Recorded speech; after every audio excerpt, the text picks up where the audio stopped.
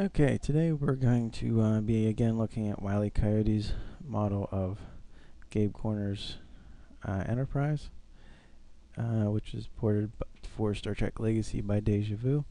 I'm today looking into adding logo mesh, what we call logo meshes, to the ship. Wiley's model has registries on the nacelles, registry on the top of the saucer, registry on the underside of the saucer, and name and registry on the back by the shuttle bay. So these are the areas we'll have to recreate. Now if you look at them, basically these are the same as the nacelle. We'll bring up the textures here.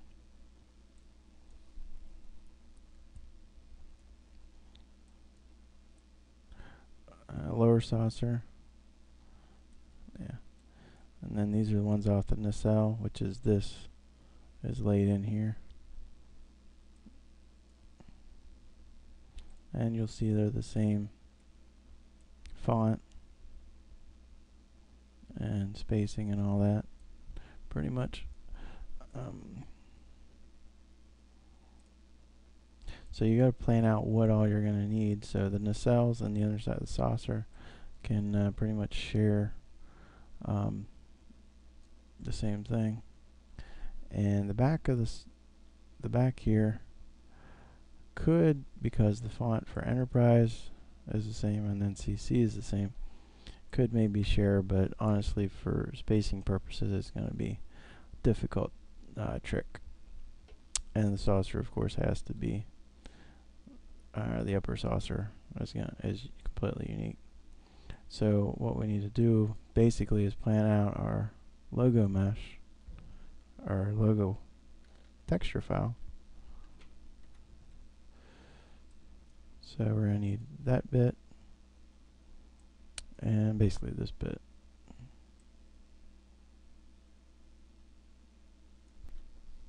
So these are the fonts, that is, are the pieces we're going to need to make this work. And we won't have any of this stuff on it. Registries are basically look like this when they're complete.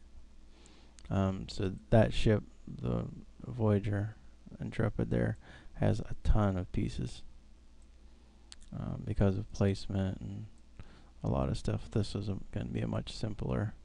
This is more standard to have these few bits than all of these extensive entries.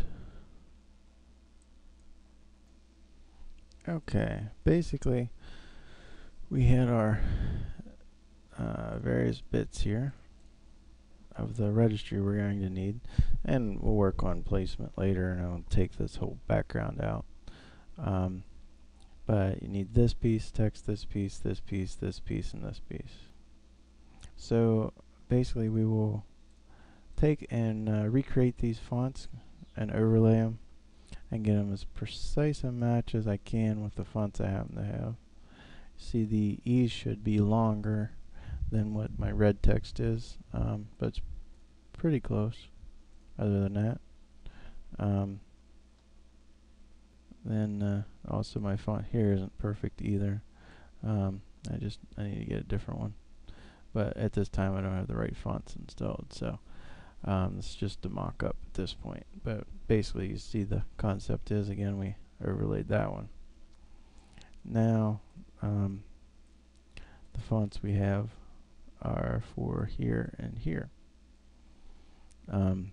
which we have the text and everything right, but you see my scaling is quite a bit different.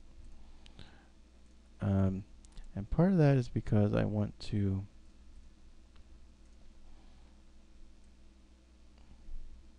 increase their size to get a little better clarity when I position them.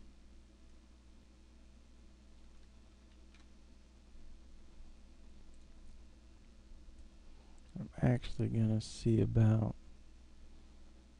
just rescaling this here again. And the only reason I'm even worried about scaling here is I want my positions to be right.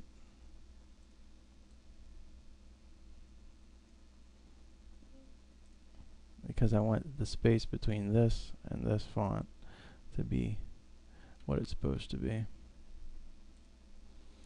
Because that will affect how it works on the model.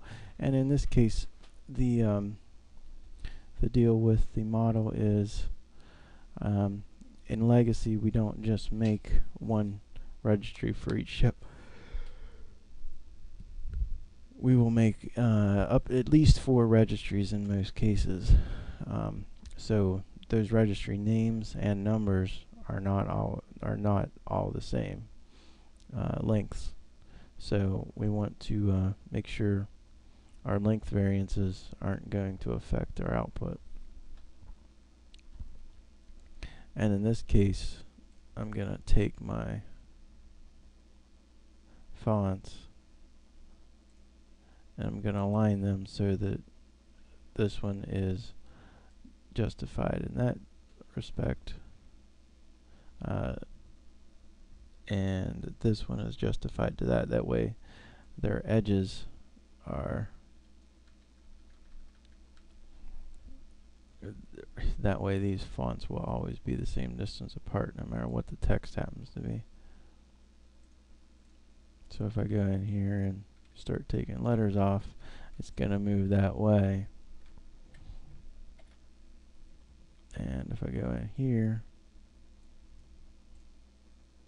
and do the same, it's not going to be moving off on me. So this will always keep the spacing the same no matter what my fonts are. Now the little bit tricky one here is our path.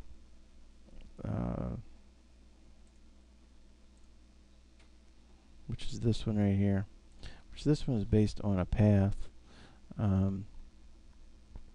rather than on a rather than being just straight text. Now it is plain text on a path, so I mean we can change the registry number,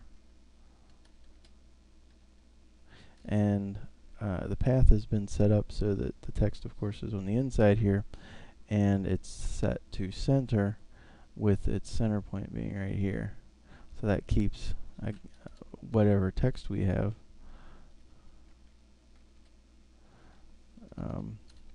will then keep itself centered nicely. And Enterprise here is again centered, so that if we make it shorter, it shrinks itself down. Now you can do it without having them set up the way I have them, but it just makes it so much quicker when you go to actually add things in the future. Oops. When you go to set your other ships up, or your other pieces up on the ship. Now what I'm going to do is figure out how I want this. This one here should actually be centered as well. And the reason being, the way it's going to be used, we're going to have, we want to have it on a center line. Let's see, there's our center point right there. So I do luckily have it centered nicely. Now again, we can upscale this one to give us a clearer display on the ship. Sizing doesn't matter. Proportions are what matter when we go to apply them. So now all we have to do, switch these back to black or whatever color we happen to want to set them up.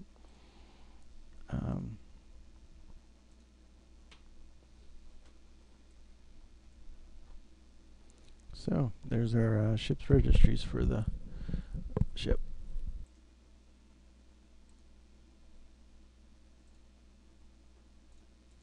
I have to get rid of our alpha channel, and we're going to save this as a DDS.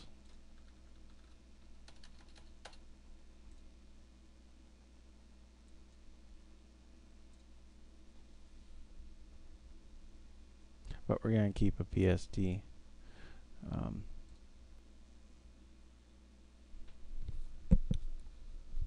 Now when we save it as a DDS, because of the way the transparencies were set, we get this weird looking thing. But once the when it's in game, it'll be this but inverted. Which again, we got our grid lines on. So there's what we'll have, except for it'll be black text instead of white in this case. Be the black text here. There are ways to get this so it doesn't look funky, but there are ways to make it so that you don't have these weird boxes. But I don't worry about them too much.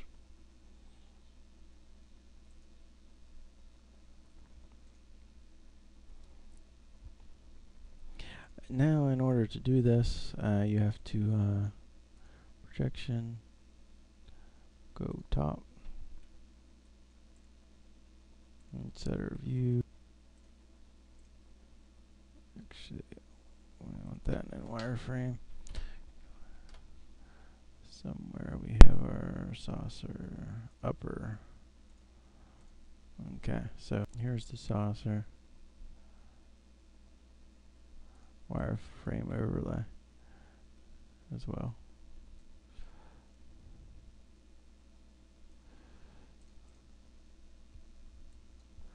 Which actually we don't need the wireframe overlay, we just need it here. And what we're going to do, we're going to go in and select. We can either, because the way the ship's set up, we don't have a second layer under it, so this makes it fairly easy, relatively, to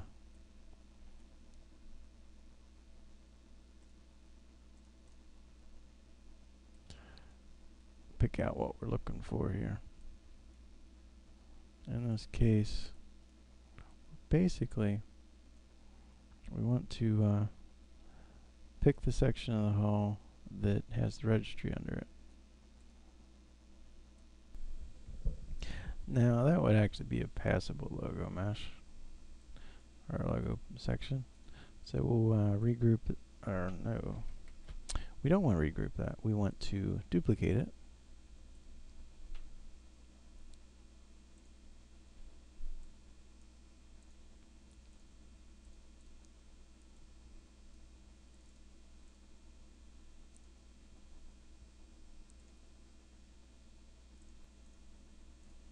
Now what we're going to want to do is we're going to want to move this straight up just a little bit. Doesn't have to be much. Oops. See, we have it just a little off the surface. And we don't even really need it that much up. We just need it just above.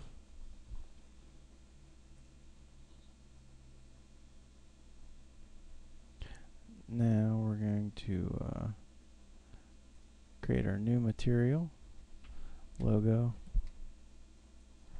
ST logo. We're going to apply our logo file, which actually I picked the wrong one. It'll work as Photoshop files work as well.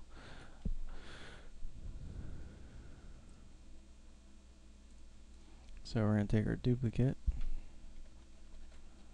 material, or bit in this case, and we're going to apply the texture to it.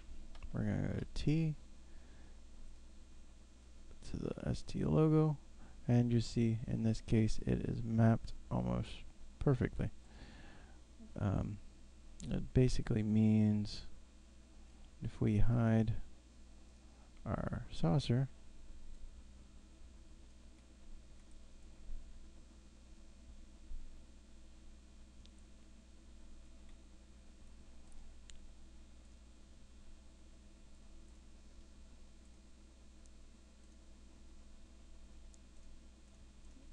see our text is overlaid over it almost perfectly. This is because of the logo mesh. In this case, we set up that part of it off of the same exact position in the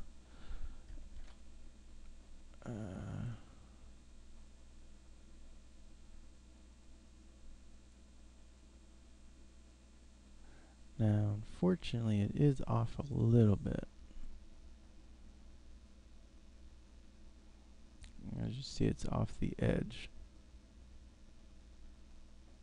Now, that means we got a bit of a problem. As in now, our position doesn't line up. So we can either modify our, we either would have to extend our logo mesh into this area that we didn't include, because that's where the texture is actually supposed to be laying, or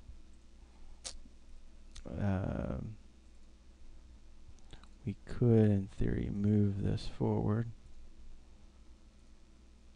But if you do too much of that kind of movement, you're going to make it not work quite right. But in this case, that's probably not that bad that we can't get away with it. Because you see it's still pretty close to the surface.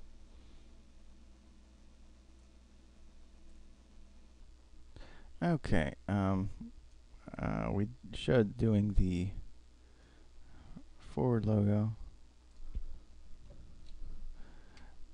And now this is with all the bits of all the sections done. Same way we did the main logo. On the underside of the saucer, which you can see here and here. The aft at the shuttle bay here. And then the nacelles, both sides where you see NCC and NCC on the outside. And the inside of both. So those are all the groups that were created that use our logo material. Now if I fade it out, rather than hiding it, then you see the logo goes away. Now one thing I didn't show is that required making textures, taking the original logos, original registry and name off the textures, creating what they're generally referred to as blank textures, so that we didn't have the registry on there twice. Now this allows us to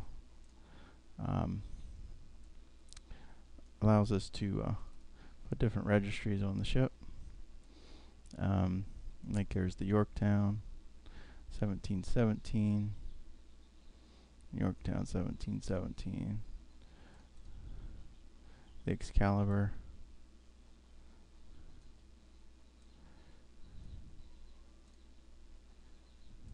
and the Lexington, in this case, is the last one.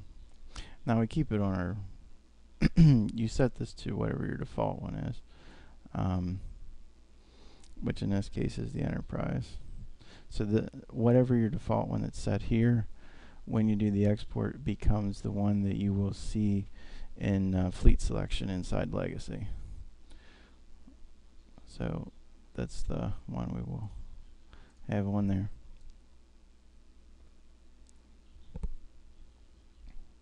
And basically that's it. You create all the logo areas the same way by duplicating the original hull, or you can manually create them, possibly save poly count on them. And the only other thing is all the bits are connected to one logo, or actually three in this case, and mesh group. The ST logo group is the upper, lower saucer, and the shuttle bay doors. So if we hide that, they disappear.